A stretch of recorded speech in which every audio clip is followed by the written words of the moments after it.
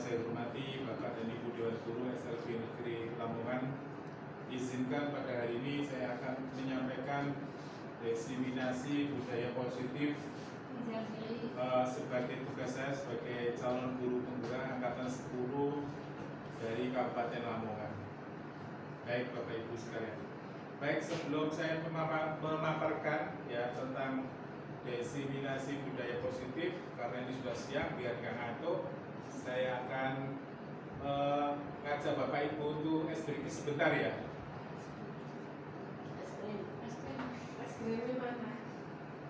Baik,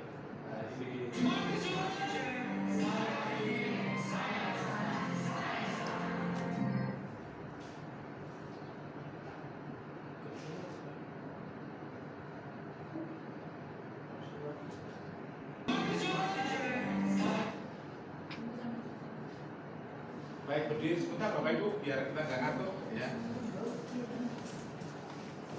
Ini bayaran nomor Bu, SBK. Oke, kita mulai.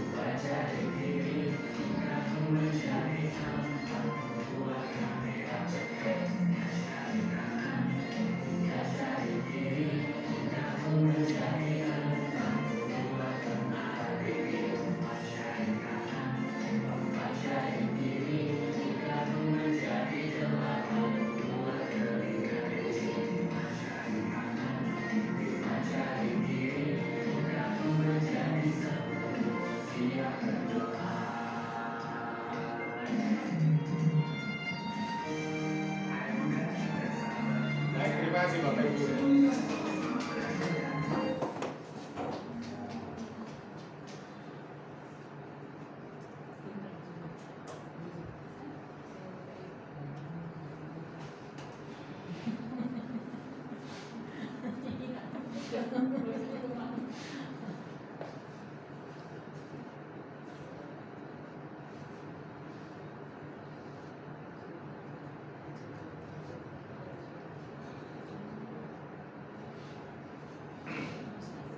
Baik, saya akan menyampaikan diseminasi budaya positif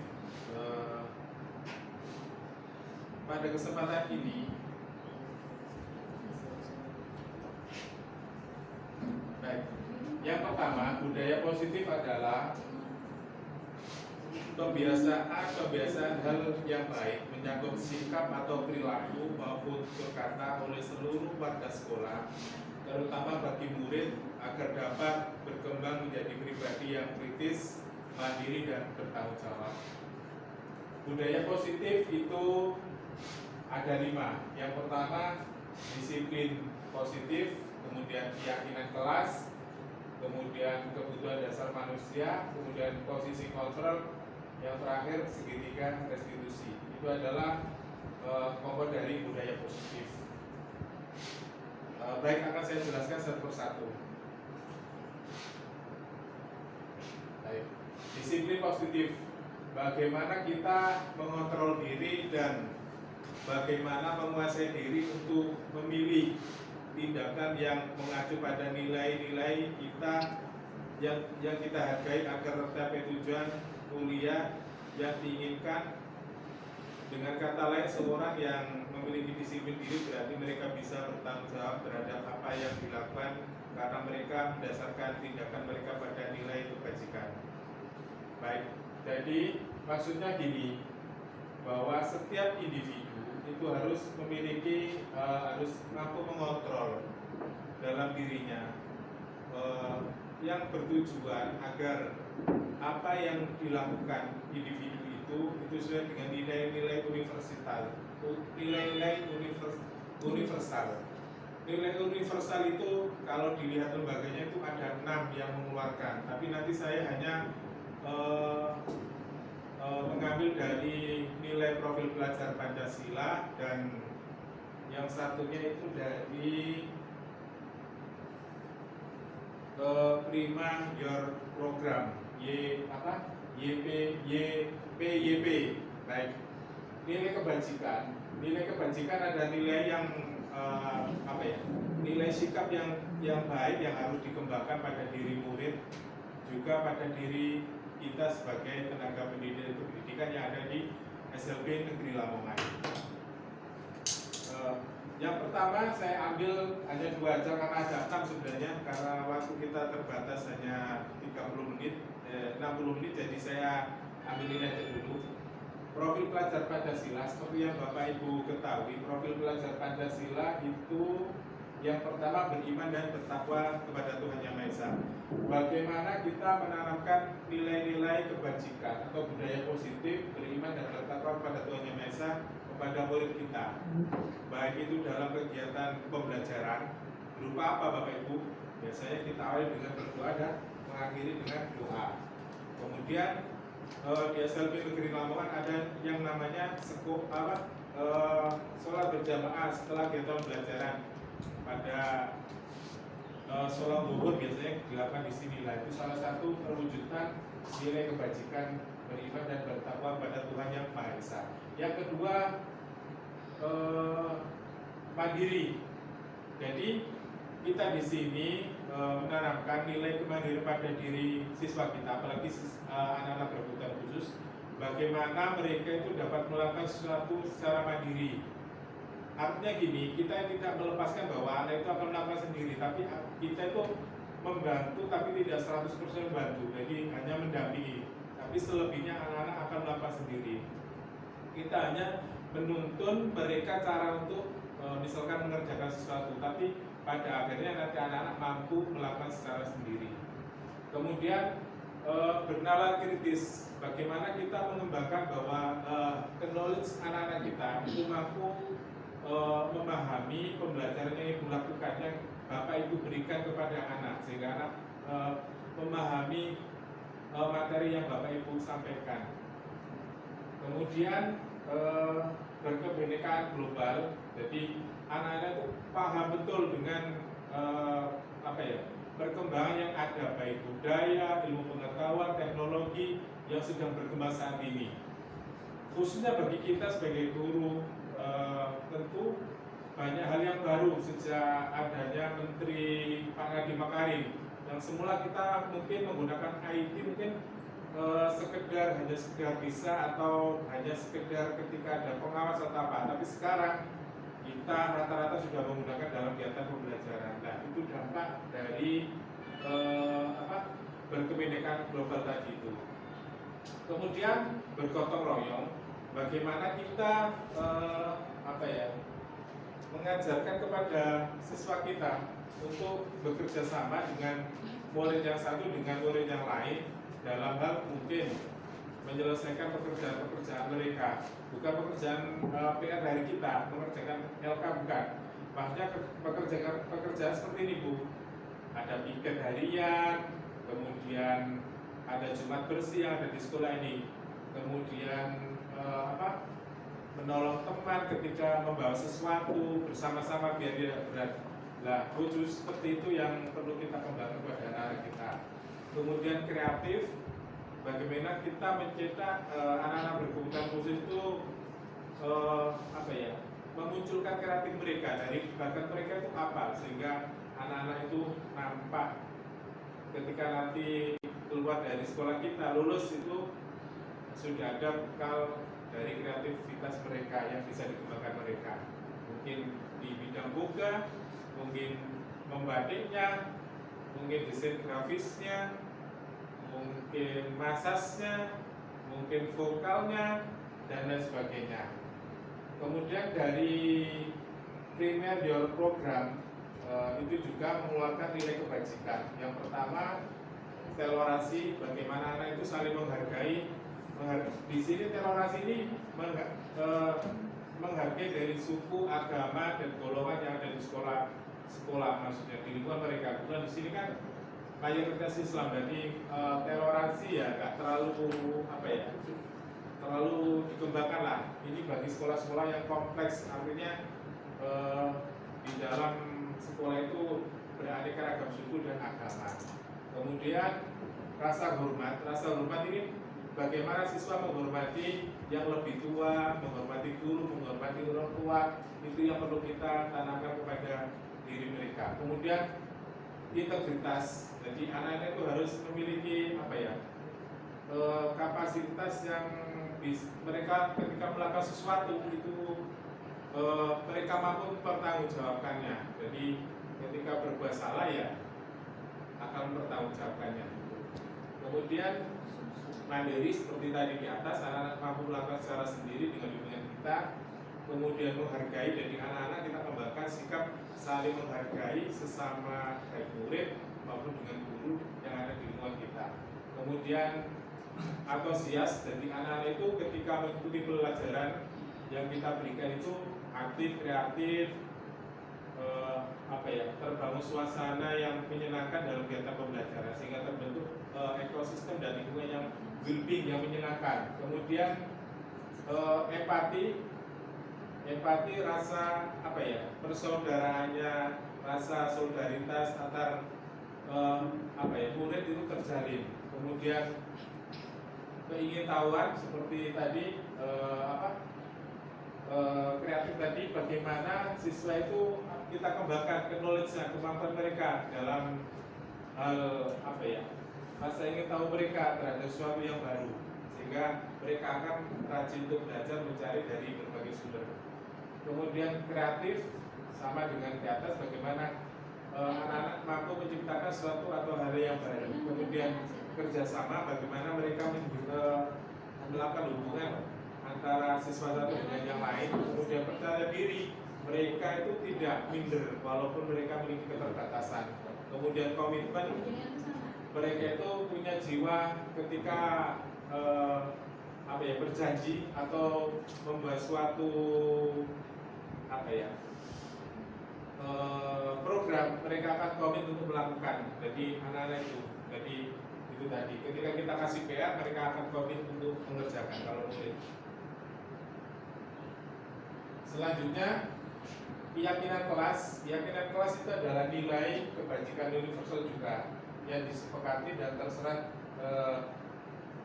lepas dari latar belakang suku maupun agama. Jadi keyakinan kelas itu kan biasanya Bapak Ibu kan sudah membuat dengan anak-anak tentang kesepakatan yang Bapak Ibu sepakati di dalam kelas. Kan biasanya kan ada yang datang tepat waktu, kemudian sebelum belajar dimulai dengan doa, menjaga kebersihan lingkungan,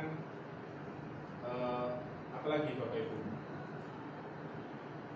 gotong royong, dan masih banyak lagi. Itu kan sudah biasa kita lakukan, sudah kita buat di kelas kita, ya, semacam itu. Selanjutnya dalam membuat keyakinan kelas atau keyakinan sekolah itu ada 7 yang harus diperhatikan oleh Bapak Ibu. Yang pertama, keyakinan itu bersifat abstrak.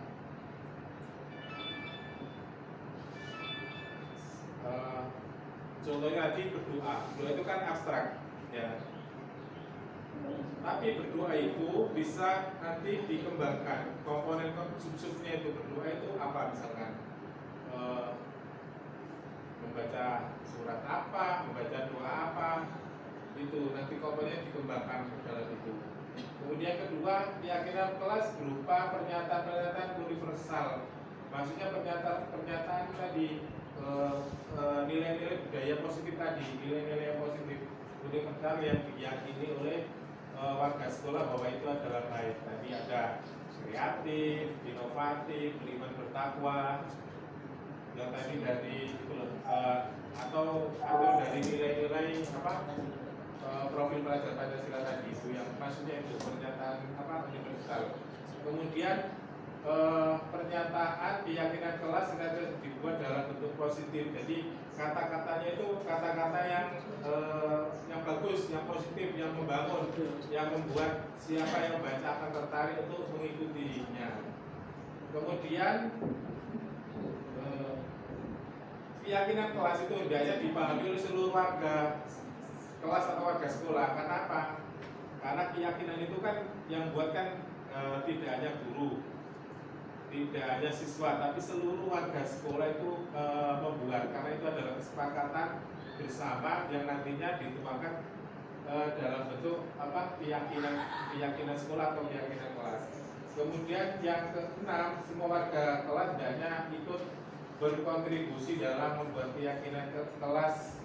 Lewat apa tadi? Ya buatnya tadi kan lewat diskusi tadi. Jadi ada yang usul tentang gotong royong, mungkin kreatif, mungkin ada yang berdoa sebelum kegiatan pembelajaran. Itu semua kan usulan dari warga sekolah atau dari siswa yang ada di kelas. Kemudian yang ketujuh, bersedia meninjau kembali keyakinan. Artinya gini, keyakinan kelas atau keyakinan sekolah yang nanti jadi peraturan itu bisa direview mana yang memang harus dihilangkan atau tidak perlu dipakai. Misalkan contoh, ada peraturan setiap anak datang terlambat, misalkan anak harus push up misalkan. Nah saat itu kan udah nggak zaman bahwa hal itu dilakukan, maka kayak demikian itu harus dihapuskan, diganti dengan opsi yang lain. Kemudian kebutuhan dasar manusia. Kebutuhan dasar manusia itu kalau berdasarkan teori kontrol, bahwa setiap perilaku manusia, misalkan kita bekerja, kita misalkan menang sendiri misalkan ya, itu kan ada tujuan-tujuan yang tujuan perilaku manusia untuk melakukan itu maksudnya kebutuhan dasar manusia. Itu nanti kebutuhan itu ada 5.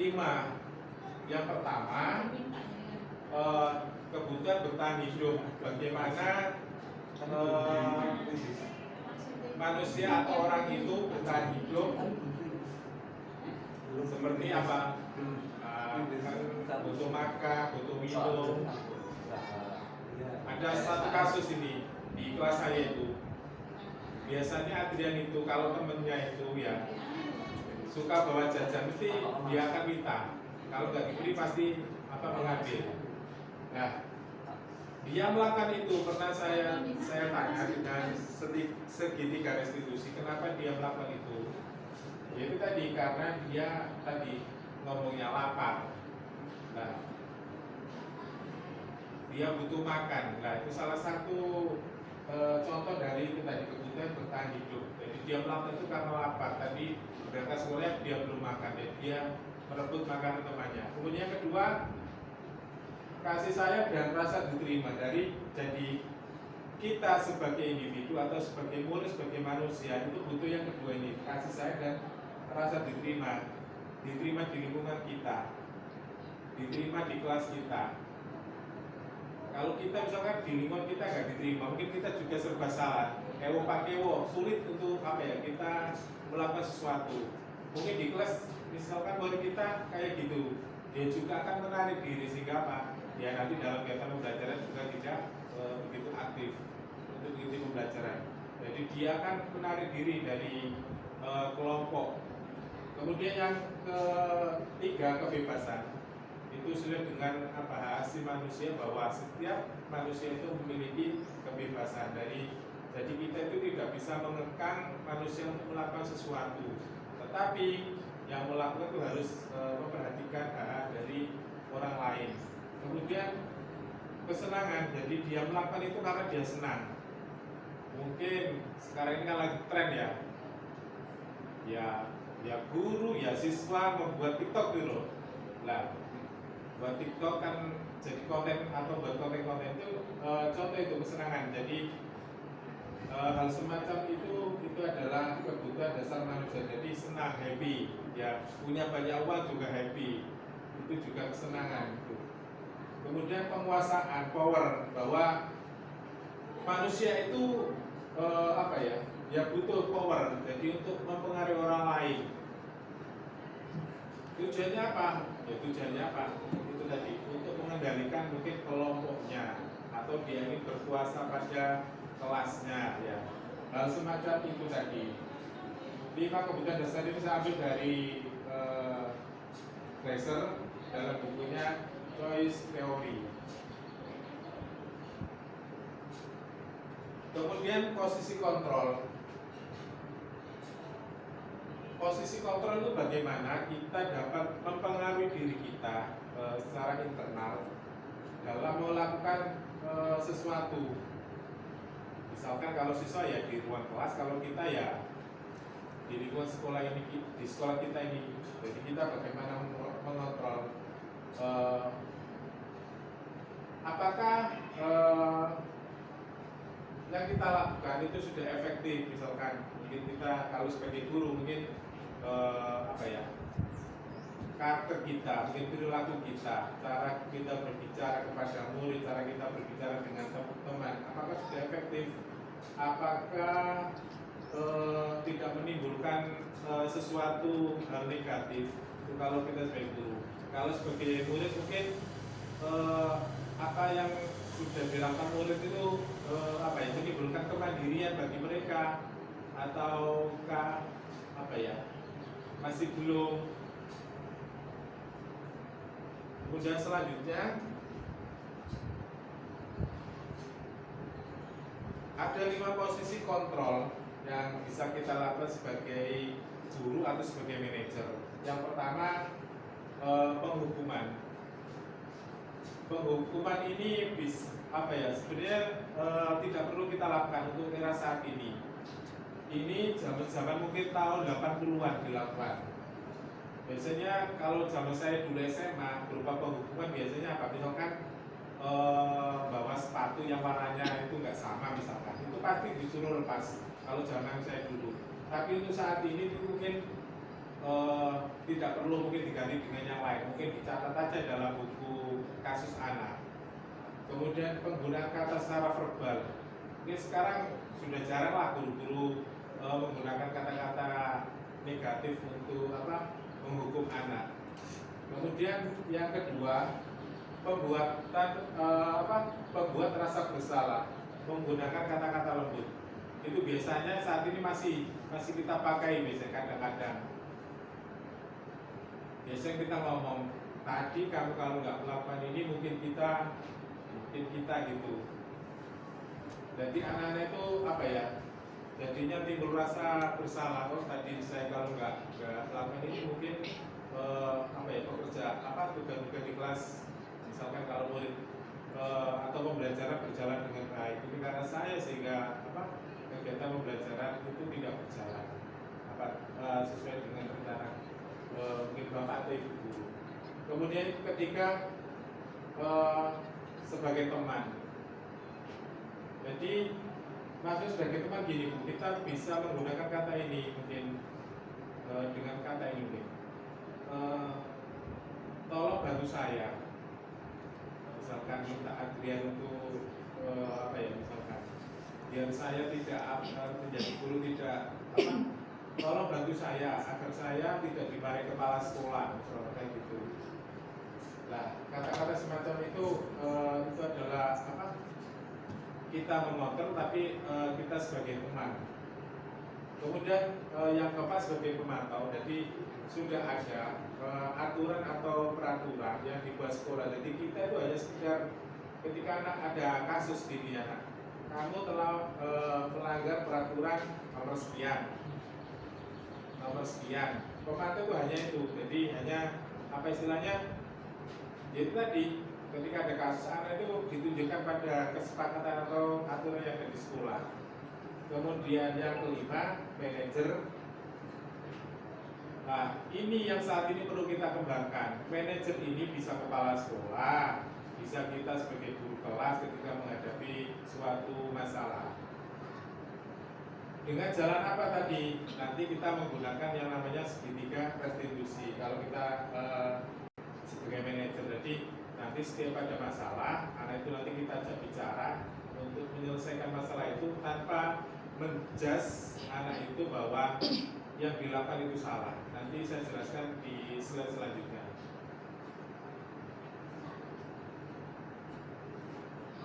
Nah, saat ini yang perlu kita lakukan dalam menangani kasus murid kita, yaitu kita menggunakan yang namanya segitiga restitusi.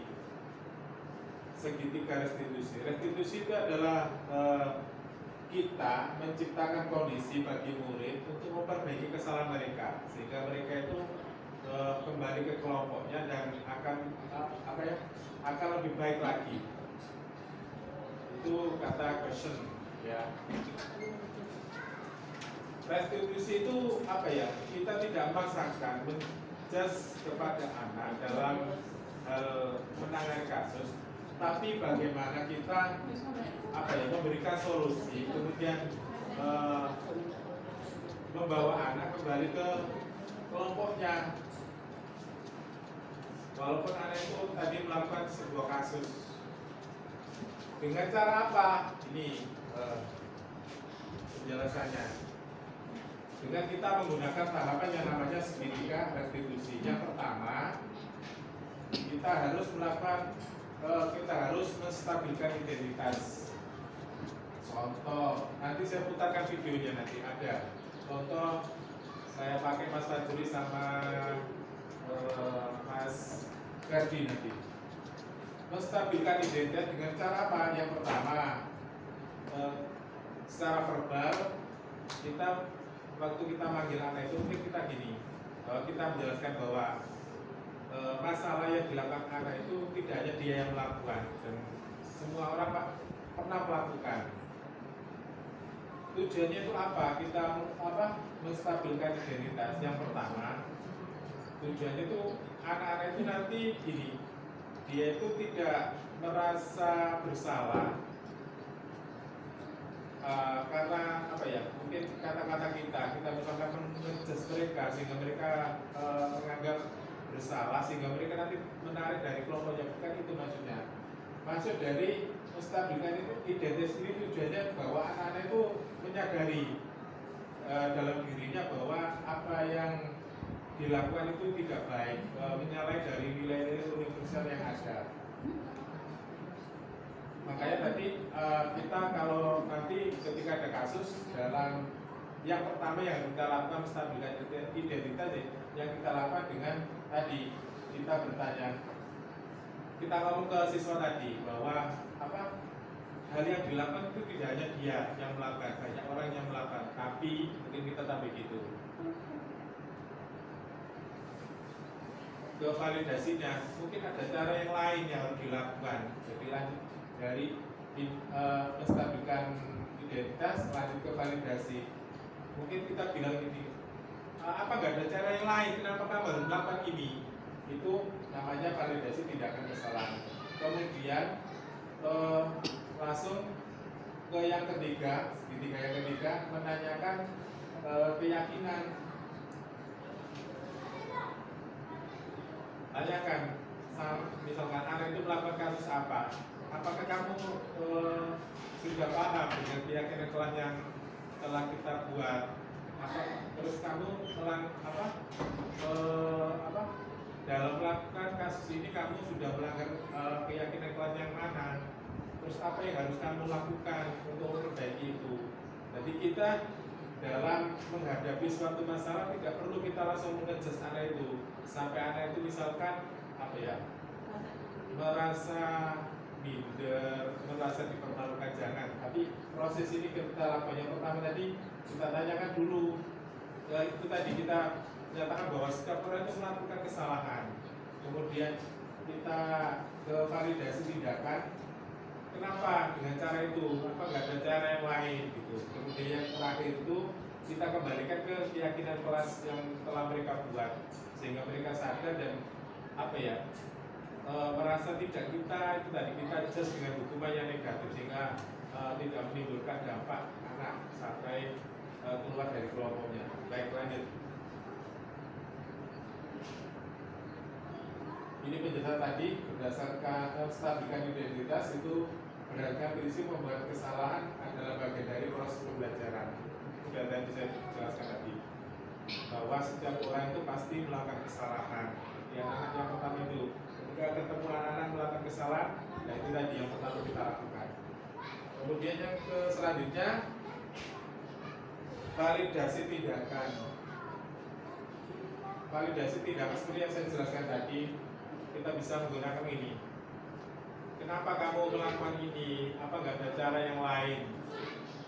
Maksud cara yang lain itu yang tidak menimbulkan permasalahan, kan banyak cara yang bisa dilakukan untuk anak, misalkan dalam melakukan sesuatu. Ada alternatif yang tidak merugikan orang lain. Kemudian selanjutnya menanyakan keyakinan. Itu tadi kita kembalikan pada keyakinan kelas yang mereka buat. Jadi dia melakukan kesalahan itu berarti melanggar keyakinan yang telah mereka buat di kelas itu. Kemudian memberikan motivasi kepada anak secara intrinsik agar anak tidak mengulangi lagi kasus yang dilakukan, sehingga anak-anak nanti anak yang melakukan kasus itu kembali kepada kelompok mereka secara lebih baik lagi. Tapi di sini Bapak Ibu, ini kita lakukan itu dalam kasus-kasus yang ringan. Tapi kalau kasus narkotika, kemudian pencurian ya, kita misalkan menggunakan ini ya ya tidak mungkin Bu, karena itu kan sudah ranahnya sudah ranah hukum. Ini maksudnya hal kecil ada di sekolah, mungkin anak-anak berkelahi, mendorong, hal semacam itulah. Istilah orang Jawa itu lolokan gitu. Baik, kesimpulannya ini bahwa penanganan yang dilakukan guru dengan menggunakan penempatan segitiga restitusi, diharapkan guru dapat memposisikan diri sebagai manajer dengan mengajukan pertanyaan bermakna yang membuat guru menjadi lebih mandiri, percaya diri dan bertanggung jawab. Baik, saya akan menampilkan video segitiga restitusi.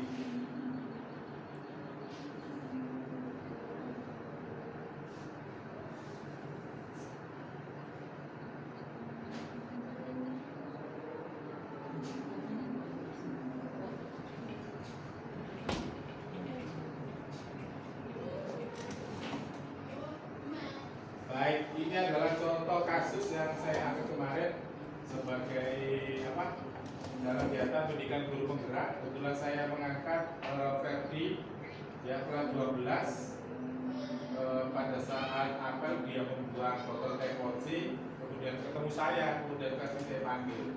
Nah ini videonya saat kegiatan restitusi yang saya lakukan terhadap Ferdi. Contoh videonya.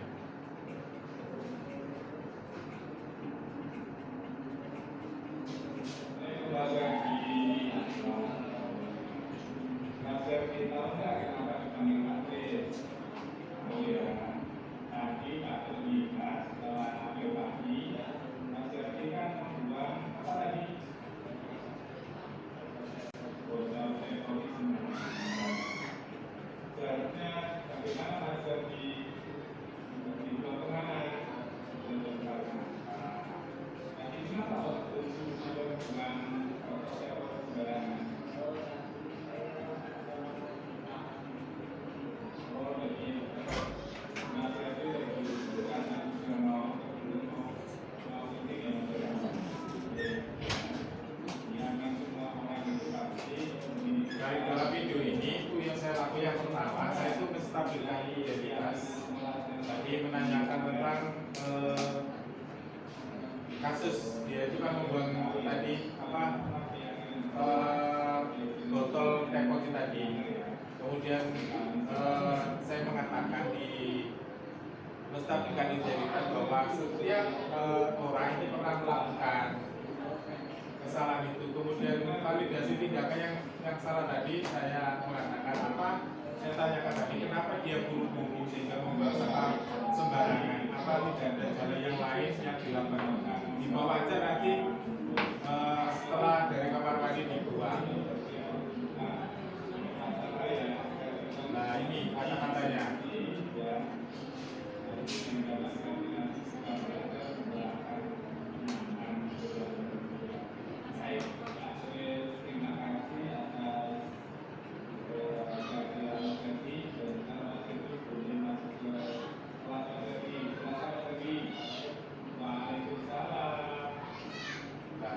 Ini contoh penanganan apa kasus untuk menggunakan segitiga restitusi. Saya akan membuang sampah sembarangan. Saya akan membuang sampah. Ini kasus yang kedua, contoh kasus yang kedua.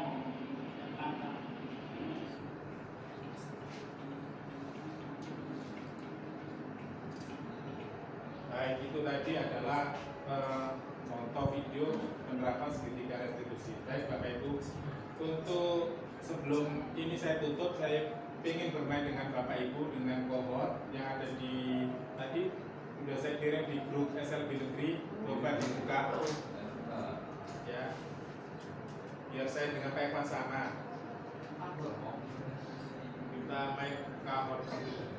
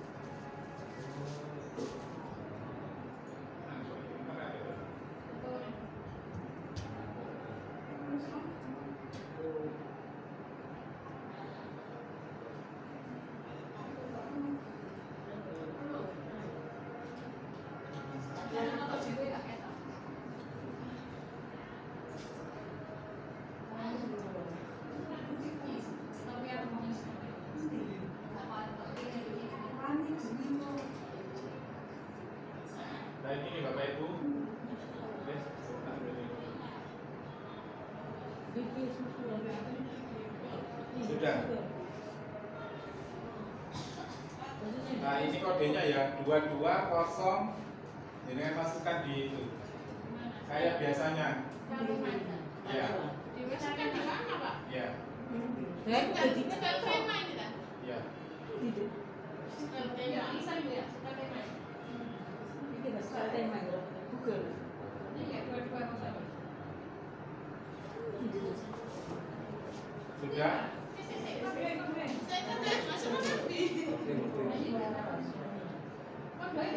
Baik, untuk kita bermain di kuis ya tentang budaya positif. Mudah-mudahan tadi paparan saya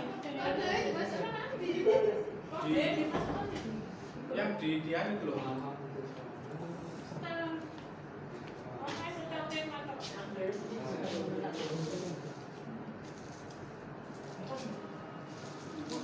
Saya kirim lagi ya linknya ya.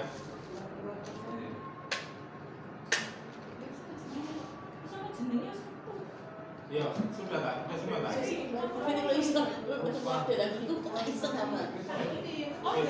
Mulai ya.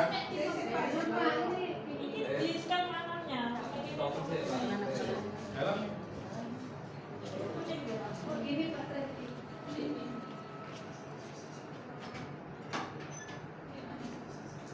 Ini mulai awal. Memulai kan? Iya, masih. Kok langsung ini Bu, namanya mulai awalnya.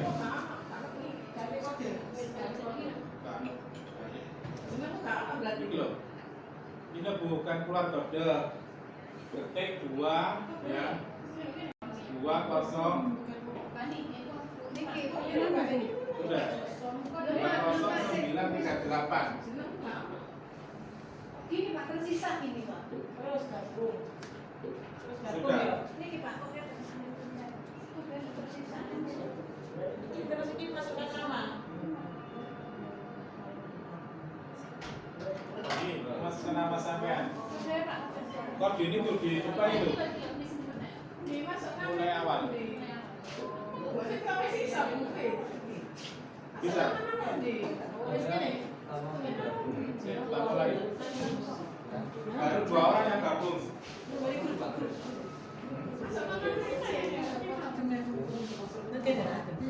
Ini loh, baru 2 orang.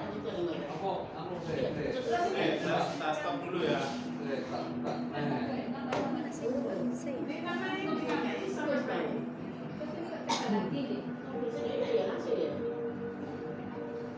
Ini tadi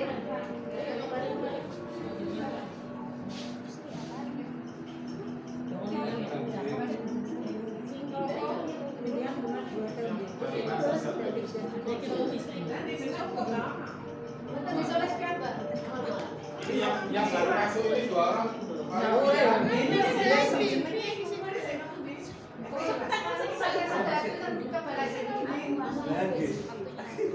Iki apa? Kode. Nama jenengan Sri Wahyudi. Atau spasi? Sri. Mulai.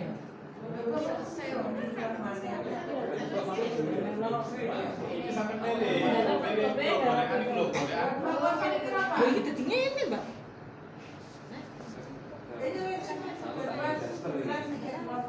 Itu kodenya yang di bawah ya Bapak Ibu. Ini 220. sini untuk lagi senang. Waktu habis. Menunggu guru memulai ini. Waktu habis tuh. Aku kira semari. Iya kok. Oh, karo. Oh, yang ini ya. Mulai. Mulai ya. Panane angel. Terus ini tahu waktu habis. Iya, kan selesai. Sampai aku waktu habis kok ini tok. Menunggu guru memulai. Iya, baru mulai. Dimulai ya Bu ya. Ya iki aku iki lah habis belum bisa. Saya tak mulai.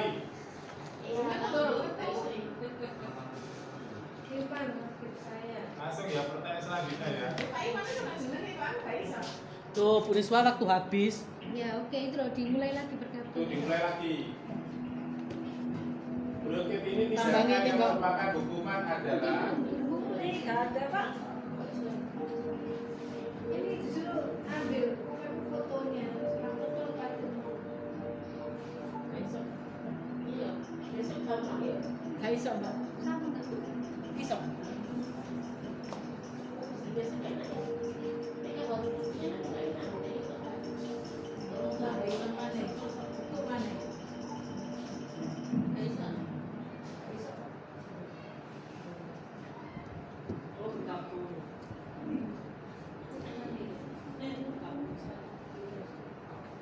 Kembali lagi ya. Oh, dibalik nama. Sisa 32 soal.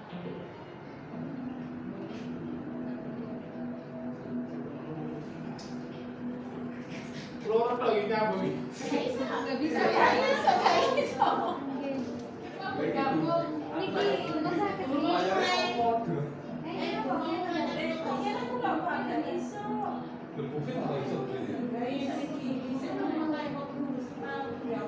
Sudah sakit.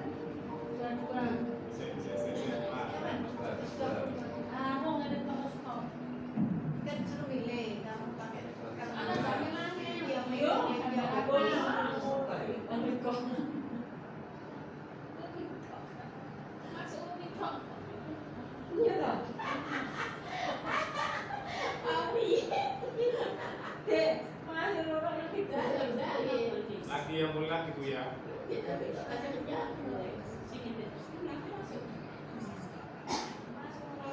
Bercampur sisa 32 soal. Ini kita loh.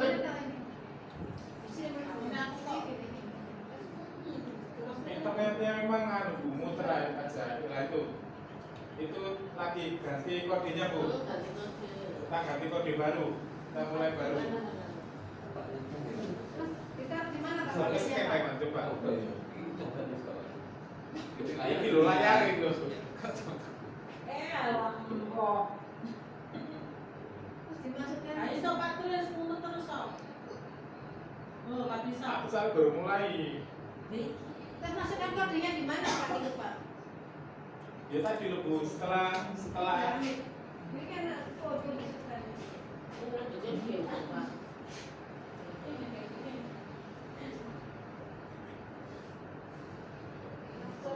Terus sisa 32 soal. Dia foto terus. sabar muter Jadi jeneng iki jeneng. Kan barcode itu lewat ndi, Pak? lewat tujuan. Samsung kamera Besok insya Allah wayang komputer Jumat mendatangkan ulang ini Bu sampai. Oh, kamera ini. Oh, juga. Sisa 32 soal ya?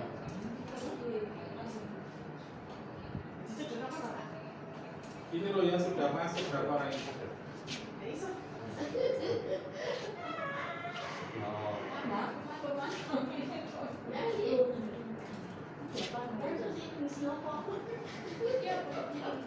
Guru pondok apa yang ngomong kok? Ayo. Kalau memang itu. Oh, kamera itu kecil ya, berarti ya. Ini Pak. Bu, ini loh Bu, nama puisi kamu, Pak, nama kuis kamu adalah Ini sampean. jenengmu. ini kok ini. Jadi ini Pak Pres ini kok Itu ya? Ini Bu, diandung ini loh Bu. Loh, Adi Farid deh loh, Samsung, Samsung. Samsung. Oh, Samsung. Ini dari mana? Ini kan kartu. Siapa nih? Lagi baru. Ini sampai. Oh, serius melu kok. Loh, masuk kafe sebenarnya. Ini dipakai ini loh Anda. Kamera itu loh, Siapa Bu. ini? Ikuan Umi pas Kalau Umi. ini kan Bu, Ratu Oh, Junah. di situ. Aku nama kafe. Udah kita mulai ya. Belum, Pak. Oh iya. Kita mulai ya. Oh, aku nomor siji. Terus mulai ditekan di Pak Ades. Nah, mau diterangkan. Ayo, langsung nyambung. Perhatikan, kalian sudah nyambung. Coba lagi. Anda belum beruntung. Tulisannya digabung terus ya. Sampai E. Ya apa ini? Apa ini? Tujuh nama putih. Tujuh nama bilang. Apa ini? Tulis bahasa lagi. Kelihatan di HP jenengan kan? Sampai sini. Yang Itu dia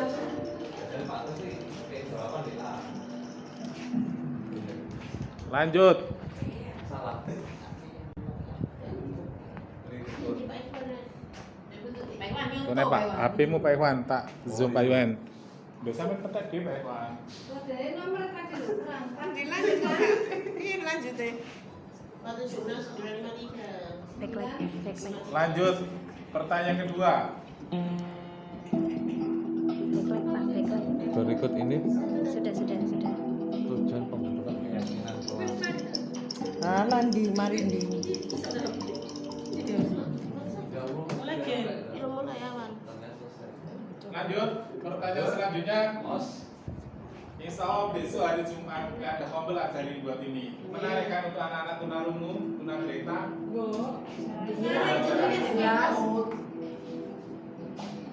Ini modelnya banyak Bung, ada model yang banyak lah. Kita tinggal bahas soal aja. Rumahnya itu loh modelnya. Ada yang segitiga, ada yang kayak ini.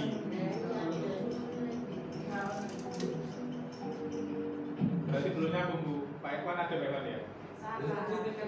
Ya. Lanjut. Soal keempat.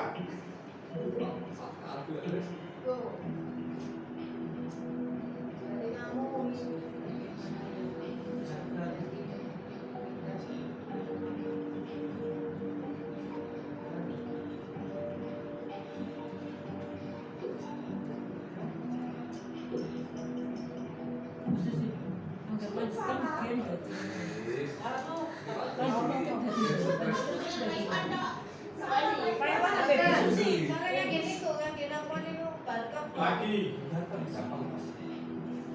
Ternyata nggak ada yang benar. Yang balik Jawab.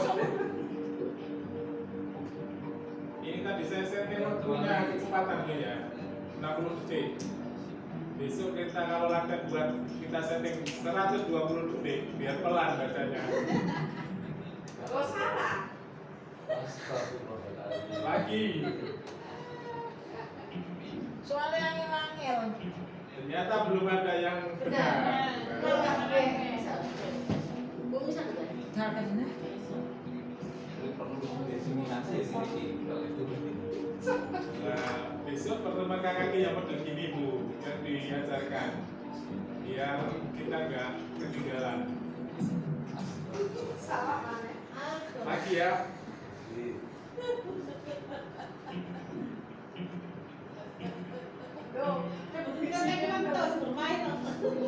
Ini yang salahnya Mbak Soal ini Mbak Ibu ya. Terlalu sulit ini. Terus nggak apa materi. Iya, bos.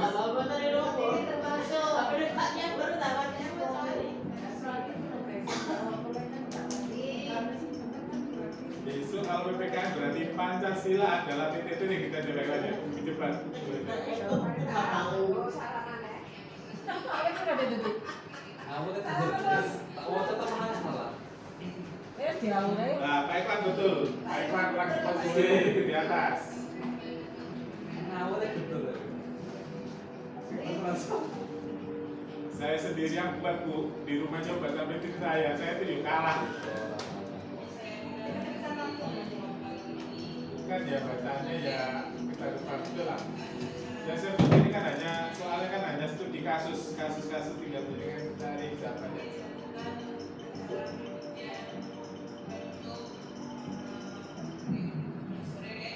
Yes, tak jawab kok.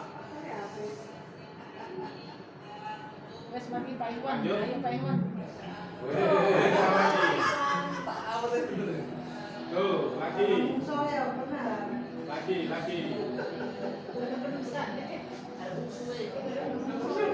Asik kan nanti untuk pembelajaran anak-anak tunagreta juga asik ya. Tunarungu juga asik, tunanetra gak asik ya. Asik Pak. Lagi mau asik. Salah mana Pak Iwan? Lalu soal sama dulu. Makanya kata katakan asalnya dicireni deh. Dulu biasanya A, B, C, sekarang saya acak kemarin bagian. Berarti kamu muridnya harus wajib beli HP di pagi. Paketan barang. Pakainya kan pakai sini Bu.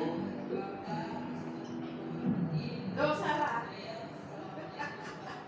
Lagi ya Bu ya.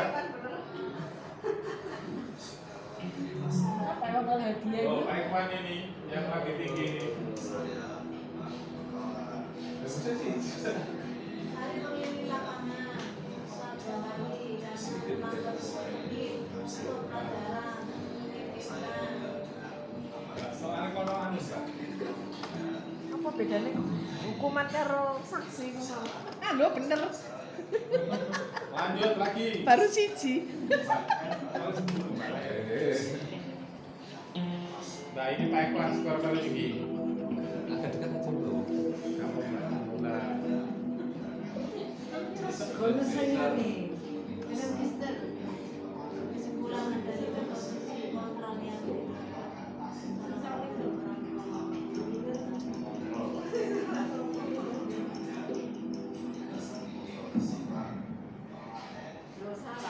lanjut lagi.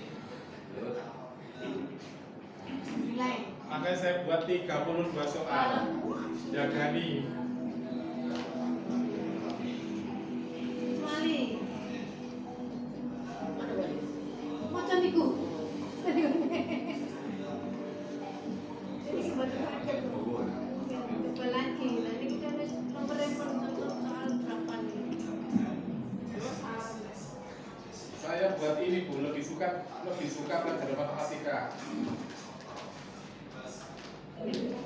Pak Ikhwan sama Bu Tuti yang anu pakai barcode tadi langsung diseret. Nah, ini kan nggak pakai barcode. Langsung set. Apa?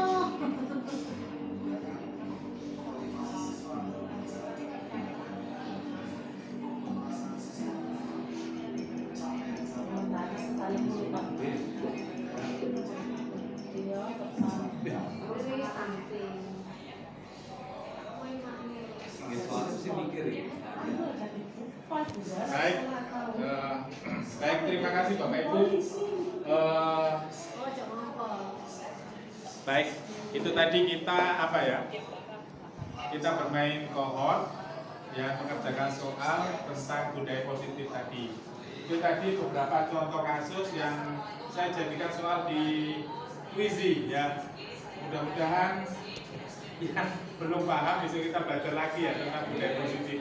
Saya sendiri juga masih belajar Bapak Ibu dalam apa ini kebetulan aja saya sebagai calon guru penggerak yang lebih awal belajar dan saya sampaikan ke jenengan. Besok juga kita lanjutkan lagi dalam kombel kita pada hari Jumat yang akan datang. Selain juga hari Jumat yang akan datang, mungkin saya akan minta Pak Ikhwan untuk ngajari Jumat depan. Mungkin saya minta Pak Ikhwan ya Pak ngajari teman-teman kita buat soal dengan kuis ini. Nanti saya dan Pak Ikhwan akan berkolaborasi dengan Bu Nisbah juga. Nanti juga masih banyak materi yang lain.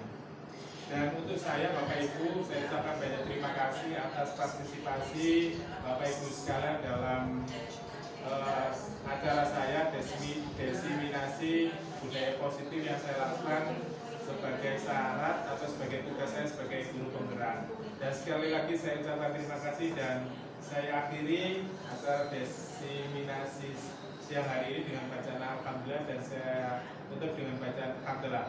Alhamdulillahirrahmanirrahim. Wassalamualaikum warahmatullahi wabarakatuh. Terima kasih.